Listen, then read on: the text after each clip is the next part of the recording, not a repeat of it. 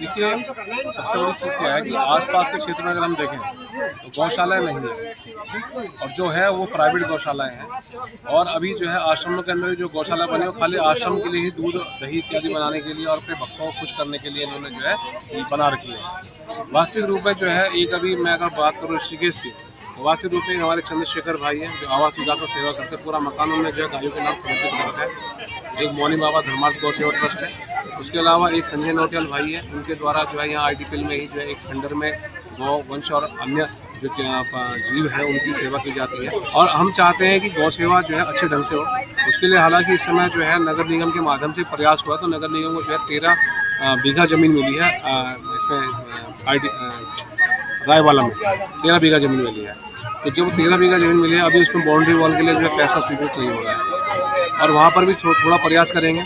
उसके अलावा अगर हम देखें जिला पंचायत निधि से जो है संजीव चौहान जी ने भी एक निर्माण किया था गौशाला का, लेकिन वो भी वहाँ पर क्या होता है कि गौ सेवा में सबसे बड़ी समस्या क्या आ रही है, एक तो फंड नहीं है।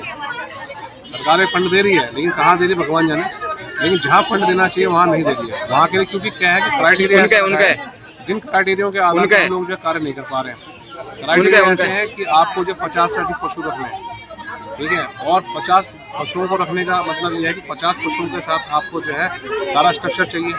स्ट्रक्चर बनाने के लिए पहले आपको वो सारी चीज़ें मिलेंगी, तब जाके आपको कहीं 80 रुपये एक गाय के ऊपर या एक बैल के या अन्य जो पशु होते हैं उनके ऊपर मिलेगा। तो इन चीज़ों को देखते हुए हम ये देख पा रहे हैं कि ऋषिकेश शहर में तो कम से कम मैंने समझता कि यहाँ पर जो कोई व्यवस्था बन पाएगी आज तक की तारीख में कहता हूँ।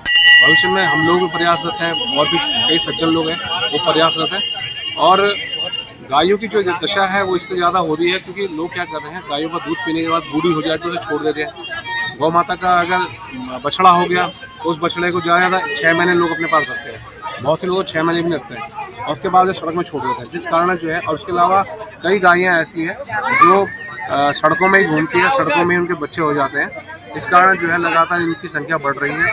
और बहुत सी चीज़ें ये हो रही है कि अन्य क्षेत्रों के लोग जो है रात्रि में आकर के इसी क्षेत्र में जो है ऋषिकेश जैसे क्षेत्र में, ये आईटीपीएल का जिस प्रांगण में हम खड़े हैं इसके किसी कोने में ज़्यादातर जानकारी आई है कि जो चौक है आगे उस चौक के पास लोग छोड़ देते रात्रि में, जिस कारण इनकी संख्या बढ़ती जा रही है, इनकी दुर्घटनाएं हो रही है। तो ये लोग भी चोटिल हो रहे हैं और कई सारे मनुष्यों को भी जो है हानि हो रही है। तो हम सरकार से ये चाहेंगे, हम लोग भी प्रयास कर रहे हैं और समाज से भी चाहेंगे कि जब गौशालाएँ खुलती हैं तो आप लोग उसमें दान भी दें, सहयोग भी करें, क्योंकि गौशालाएँ हैं दान से चलेगी। लेकिन जो वास्तविक रूप से सेवाएं कर रहे हैं उनको दें।